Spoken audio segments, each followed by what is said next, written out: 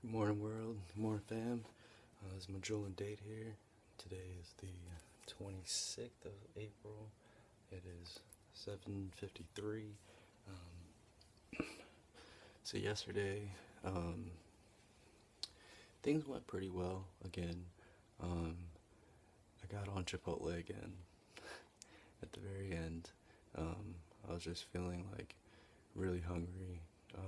Didn't have time to get back in line of the grocery store that I work at, and I panicked and rushed to Chipotle, which wasn't too far away, and picked up the same bowl. Came back and yeah, I guess right before Chipotle, I had all these like I guess insulin drops, and so I nourished it with some cashews. Felt really great, um, and a protein bar that was vegan. It was really good, but all in all, I hydrated well, ate good foods, and moderated everything. But at the end, I still wanted Chipotle, so it is what it is. But today's a fresh new day. I'm supposed to go hiking. I'm off today, going to the Shenandoah Mountains, not too far away. I'm going to read a couple of things off this book here so you guys understand a little more about hypoglycemia. So what is hypoglycemia? Hypoglycemia is a low blood sugar. Hypoglycemia is not a disease. It's a symptom indicating that something has gone wrong in the complex machinery that prevents hypoglycemia from occurring. It says under this normal circumstances, hypoglycemia never happens. A finding of hypoglycemia indicates that one or more of the regulating process of the body are not responding. It says not responding effectively. Okay, I'm gonna show you some more stuff on here. Boom, look at this stuff right here. This is some of the symptoms. So it says if blood sugar falls rapidly to a point below the normal symptoms, the base of the production of endocrine adrenaline, these symptoms include sweating, weakness, hunger, rapid beating of the heart, a feeling of fear of anxiety, and yeah, fear of anxiety, man, that's a little underworded. I feel like sometimes I have like these crucial anxiety attacks, and they're just like stressing me out. But here, let me read the next part of it, and it makes more sense here. The blood sugar, if the blood sugar drops slowly over a period of time, the symptoms are headaches, blurred vision, mental confusion, double vision, incoherent speech. With it, yeah, and it also says coma, which is very rare, and convulsions, which is also very rare. Speaking of incoherent speech, I feel like this is a part of the anxiety attacks because, like, when you get to that state of mind, it's so stressful, so overwhelming that, like, you don't understand what else to do with it because you feel like you are functioning properly, but then again, in your mind, you know that you're not functioning properly, and talking to people, it can get really stressful because you think you're acting normal, and you think they think you're acting normal, but they know that you're not acting normal, if you get what I mean. So yeah, it's pretty intense. And here's the next part that like strikes the hammer on the nail right here. If hypoglycemia persists over a period of hours, a number of possible symptoms result: outbursts of temper, extreme depression, prolonged sleepiness, restlessness, negative, negativum, negativum, negativity, um, personality changes, which is kind of crazy, emotional instability, and mechanical behavior. Mechanical behavior. Manical behavior? Yeah, it sounds like something just really sketchy altogether. But some more stuff that just touches on here. Philip, in his review of 480 cases, stated that 70% of patients that have been previously told by physicians your symptoms are all in your head, just nerves, 78% had been diagnosed as neurotic, 63% as psychonotropic.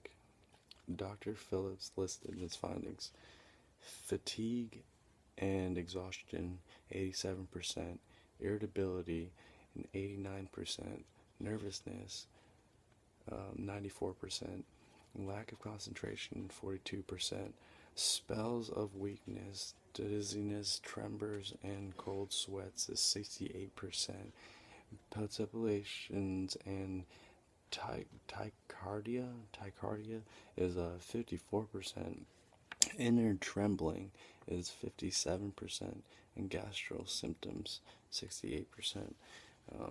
Yeah, I've definitely felt all of this stuff that I've been reading here, on and off, depending on my insulin levels and the situation at hand, whether I'm working with people or working by myself. Here's the treatment part of it all. Treatment, boom. All right, check this out. Treatment of functional hypoglycemia consists mainly of diet. The diet program includes moderate meals in between snacks and before bedtime. The main points must be kept in mind are meals must be on time without exception. That is totally true. I testify to that. Snacks are essential to providing a level of intake of nutrients, and absolutely no refined sugars or processed products or caffeine may be eaten. This is also true. I feel as though here's the part where it gets kind of iffy, because I'm trying to follow on a different path, and I always go with what's according to my body, how I feel. And so this part says food allowed is all meats. Personally, when I eat a lot of meat, I feel really heavy, really sluggish, so that's why I don't eat meat. But this thing includes all meat, fish, poultry, and seafood. Fish, poultry, and seafood's the same way. I try to stay away from that stuff. I know that it's a lot of toxins involved in it, so that way I skip it altogether. This place also says, or this book also says, all dairy products, egg, milk, butter, cheese, and yogurts is needed, and I don't think that's very on my diet or on my agenda at all. So I'm gonna pass on that. Nuts for sure is good. Now nuts can be overwhelmingly high in fat if I just overdo it. There are certain times that I've bought a whole pound of cashews and eaten all in one setting, so that's no good either. Old-fashioned nut butters, which is good, no sugar, no honey added. I can attest to that. Maybe like a tablespoon or two is okay. Whole grains, rice, whole wheat, rye, oats. Brown rice is good for me. In moderation. Maybe the Chipotle bowl might be too much.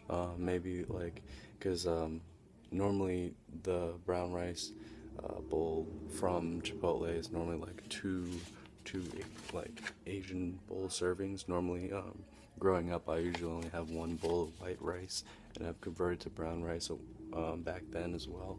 So only one bowl is pretty good for me. Let's see. And then with the whole wheat thing, I have a gluten allergy. I feel a lot of bloating in my lower intestines, and just heavy fatigue. So I don't feel like that's really all necessary. But here, all vegetables and fruit, not listed on the next page. Okay, well, it doesn't say all that, but fruits and veggies, woo, woo, woo. Let's see. It says avoid all sugars, including honey, molasses, white flour noodles, and pasta products. White rice, which is so true, because white rice and most pasta stuff converts into sugar in my body within like 15 minutes. I have all these cravings for like cookies and pastries and all this stuff.